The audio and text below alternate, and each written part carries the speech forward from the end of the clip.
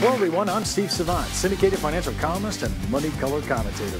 On today's show, home equity conversion mortgage, part 4 of our series on building a firm foundation for retirement. Well, welcome everyone to segment 4. We're talking about the home equity conversion mortgage. Now, in review, the government gives us Social Security for income, the government gives us Medicare for our health care, and then they're looking at for housing, they use the home equity conversion mortgage. Now, most of you are familiar with this in the terms of reverse mortgage, but there's 2 other strategies within the HECM tactical thinking for retirement that you should really get your hand around. I mentioned it a few times in the early segment, but I really want you to look at this because this is a senior issue and you should be looking at this to build your firm foundation. This could be a major play for you.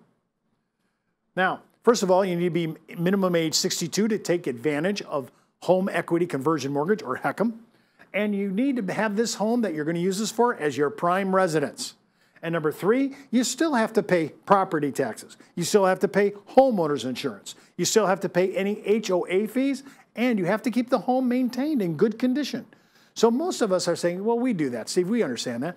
Well, just remember, the first 2 pages of Google, when you look at reverse mortgages, 90% of this is because people didn't know they still had to pay taxes, insurance, HOA fees, and the home had to be maintained.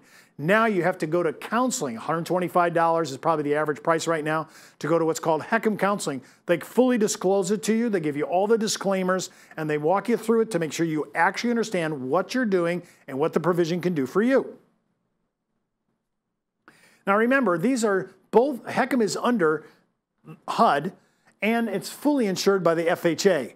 Now, the only reason I bring this up is because this is a little different because Social Security is not the same as this and neither is Medicare. They're really under 3 different divisions. And the housing area here is under HUD and insured by the FHA. Now, this is age determinant. The older you are, the better your benefits because your timeline is shorter. Now, that doesn't mean that you should wait till 70, 75. You should do this because it makes economic sense for yourself. Now, you could take tax-free income for a period or a lifetime. Let's say you said, Steve, I want to delay my Social Security to age 70. I think that's a good move. Because if you didn't delay your Social Security, you took it at 62 and you were still working, not only would you get 25% discount on your benefit, but you'd also have a benefit tax because you're still working. You'd lose a piece of your benefit. So my recommendation always is, if you want to delay it and you don't have any other monies, you could use HECM, reverse mortgage income. It's tax-free. You don't have to pay any taxes on it. It's an equity loan from your home. And you could actually pay yourself what you would have had at Social Security and delay your real Social Security to age 70 and really take advantage of Social Security's maximum age 70 benefit. To me, that's the way to go. And if you don't have any money for that, go ahead and use tax-free money from HECM.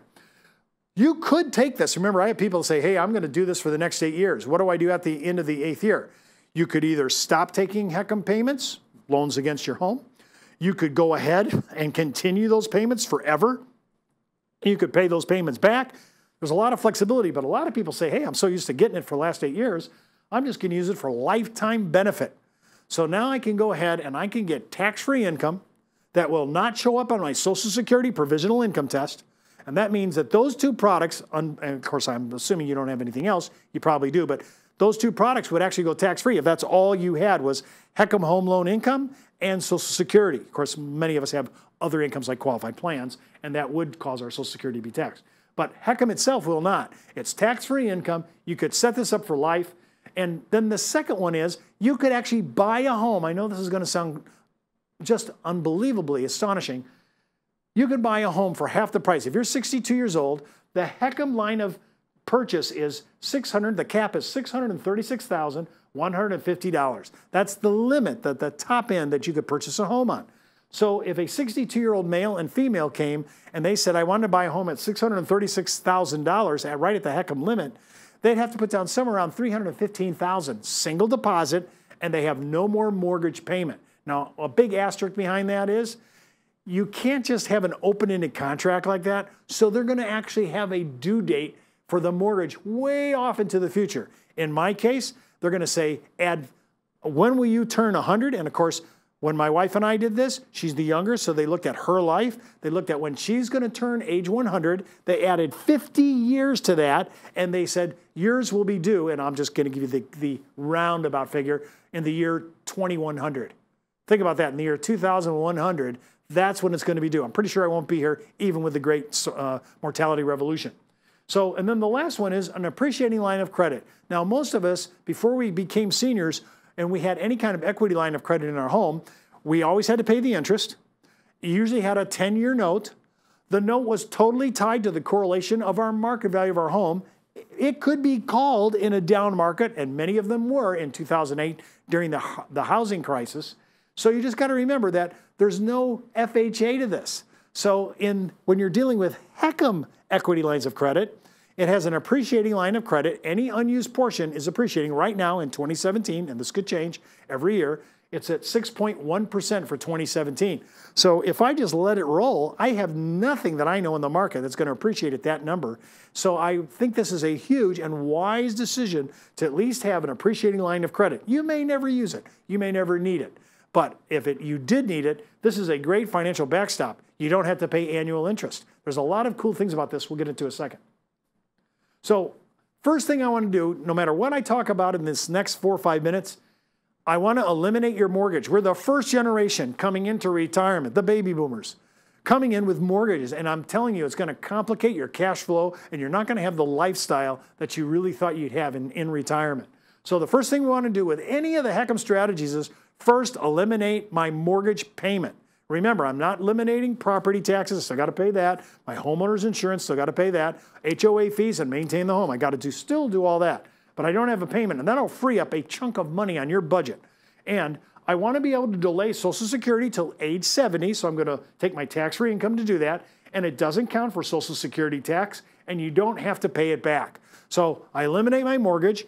If I need the money to actually extend my payments so I can wait till Social Security to age 70, I'm going to use these payments that they're going to give me through my reverse mortgage through tax-free. I'm going to take those and delay my Social Security. So I don't have a mortgage, and I'm taking payments to delay to age 70 so I can max my Social Security. That's a strategy that you can use with HECM. Another strategy, the one I just mentioned, is you could buy a home. Now remember, the older you are, the lower the single deposit is. If you actually bought a home at the top $636,150, and you, one person, not just both the wife, your wife could be younger, but one person was 62, you could actually put down about $315,000 to $318,000 on a home like this, and you're done. But if you were age 70, that number is going to be more like $300,000. If you were age 75, it might be at $285,000. It keeps getting less, the single deposit, because your timeline is smaller. This is a huge way to get a great home, and especially after 2008's market meltdown. You know, your housing took a hit. We didn't have much equity left after that whole debacle. Our 401k also got hit by the market meltdown itself. So this is a great way to kind of reconcile what happened in a bad situation back in the 2007 and 8 period and reconcile us and get a decent home. This is a very good tactic. Again, just for seniors, you have to be 62 years of age or older. Now, appreciating line of credit, again, no annual interest, no contract payoff date.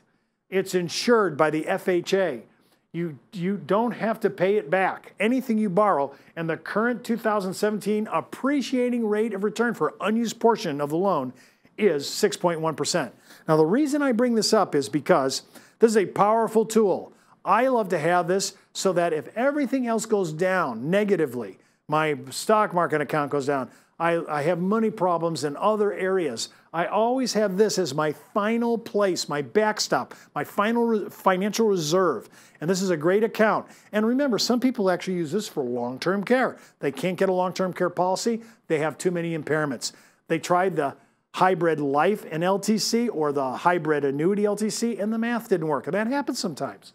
You could also just open this up, and if you wanted to go ahead and retrofit your home for geriatric living, you could do that and take it from this loan, and you don't have to pay it back. If you wanted to use visiting angels, or you had to pay expenses for people to help you in assisted living because you don't want to go to a nursing home, who does? I would be able to use this backstop, this money, this appreciating line of credit. It was built for seniors to use their equity line of their home to their advantage for their senior living. To me, this is one thing to look at, and when you start at 62, you can actually open up an appreciating line of credit and not be confined like a traditional HELOC loan does. This is real freedom, and I think these are great strategies. So remember, what are we trying to do? We're trying to build a firm foundation for our retirement, and one of it is to eliminate the mortgage and maybe even have some of these ancillary benefits from home equity conversion mortgage. Don't forget to watch our next segment on creating your own retirement budget, part 5 of our series on building a firm foundation for retirement. And keep in mind, before moving forward with any of the ideas on our show, always check with your tax consultant, legal counsel, or your financial advisor. You've been watching Steve Savant's Money, the name of the game.